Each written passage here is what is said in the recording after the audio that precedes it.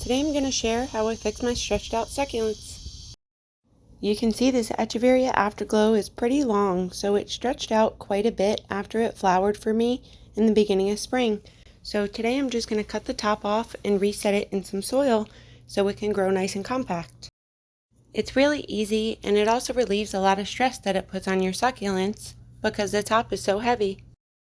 So when succulents stretch out like this, it causes a lot of stress on the stem, which eventually the stem ends up dying on me.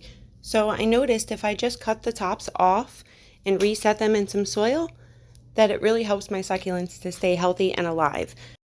So I already did my Echeveria ruffles. This one's really cute. We have a nice top here. You can see it was starting to burn a little bit, but it's nice and healthy. So we're going to let that encalouse for a couple of days. And then we're going to do the same thing with this one. First, I'm going to remove all the dead leaves on the bottom, which a lot of pests like to hide in. And then I'm going to cut, leaving about 4 inches of stem on the succulent itself. And that's so it can grab onto the soil and just root a little better with some stability. Now that I have my cuttings, I'm just going to go ahead and let these ends heal over, scab over for a couple of days, about 2 or 3 days.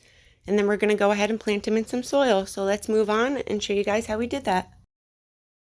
I got a really good draining potting mix. I used succulent soil with added perlite and pumice.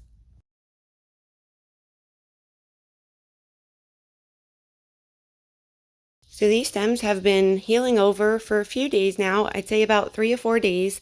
I gave them a good rinse off because there were some spider webs up in the leaves. So I just rinsed them off really good.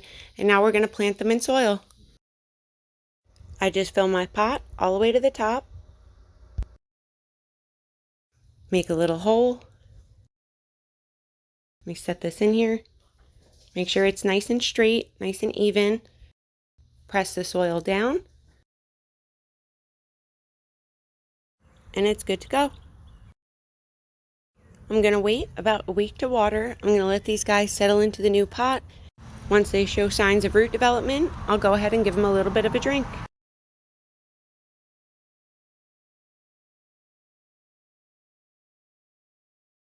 I waited about a week to water.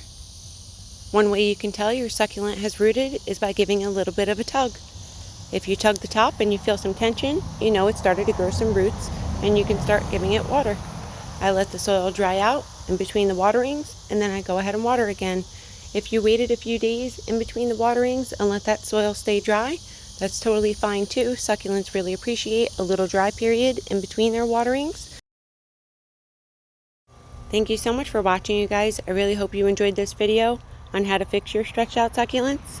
I'll see you soon. Bye-bye.